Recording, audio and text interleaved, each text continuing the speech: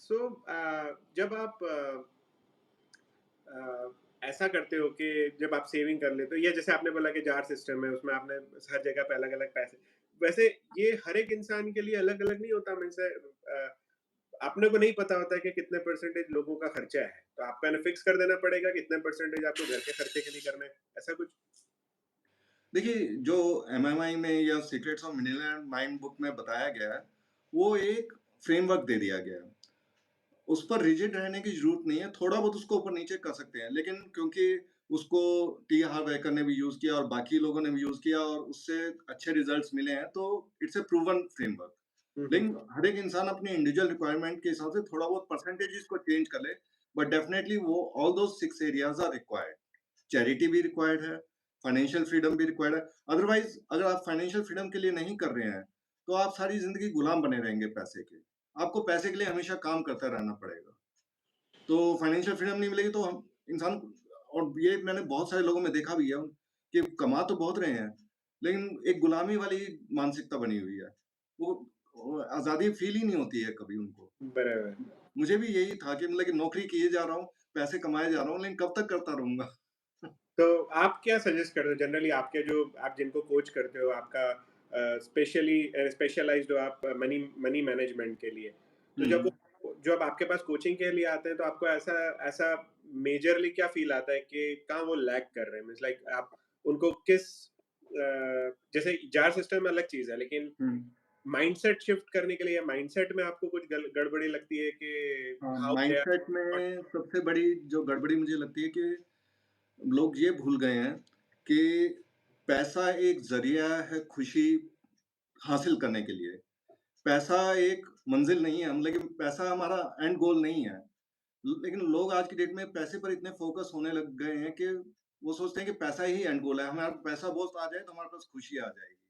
हुँ, लेकिन खुशी लाने के लिए कुछ और करने की ज़रूरत है। पैसे से खुशी लाई जा सकती है, लेकिन पैसा आने से ऑटोमैटिकली खुशी नहीं आ जाएगी और लोग पैसे पे इतना फ़ोकस हो गए हैं, इतना उनका लगे टाइट हो गया है कि वो इवन खुशी को भी छोड़ने को तैयार हो गए हैं, पैसा पैसे के लिए।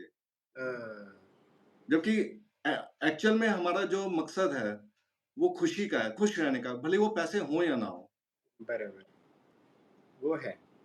तो अ, ये माइंडसेट चेंज करने की बहुत ज़रूरत में जो भी आता है, मतलब कि इंसान के पास में चाहे कम पैसे हों, फिर भी खुश रह सकता है।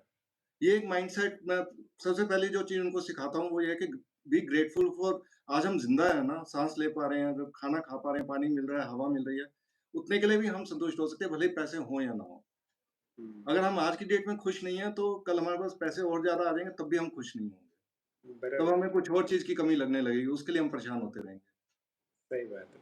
और जो लोग क्योंकि मैं बहुत ऊपर-नीचों से गुज़रा हूँ बिज़नेस में, मैं बहुत सारे पैसे भी देखे हैं, बहुत सारा कर्ज़ा भी देखा है।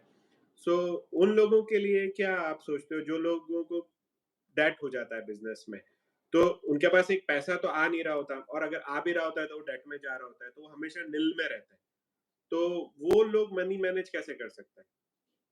देखिए, मैं मेनली पर्सनल फाइनेंस पे फ़ोकस करता हूँ, लेकिन अगर बिज़नेस फाइनेंस की बात करूँ, तो बिज़नेस में भी ये जार सिस्टम लगाया जा सकता है, कि बिज़नेस में भी कुछ पार्ट बिज़नेस बिज़नेस एक एंटिटी है जिसको हम ज़िंदगी देते हैं।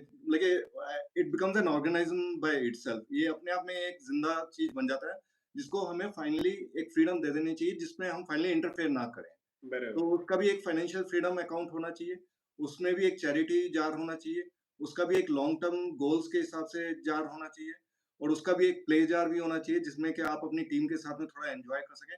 तो वो jar system even business finance में भी लगाया जा सकता है, ऑल्दो मैंने बिज़नेस फाइनेंस कभी सिखाया नहीं है, लेकिन मेरा मानना ये है कि अगर मैं कभी बिज़नेस फाइनेंस को सिखाऊँगा तो उसमें भी जार सिस्टम लगवाऊँगा।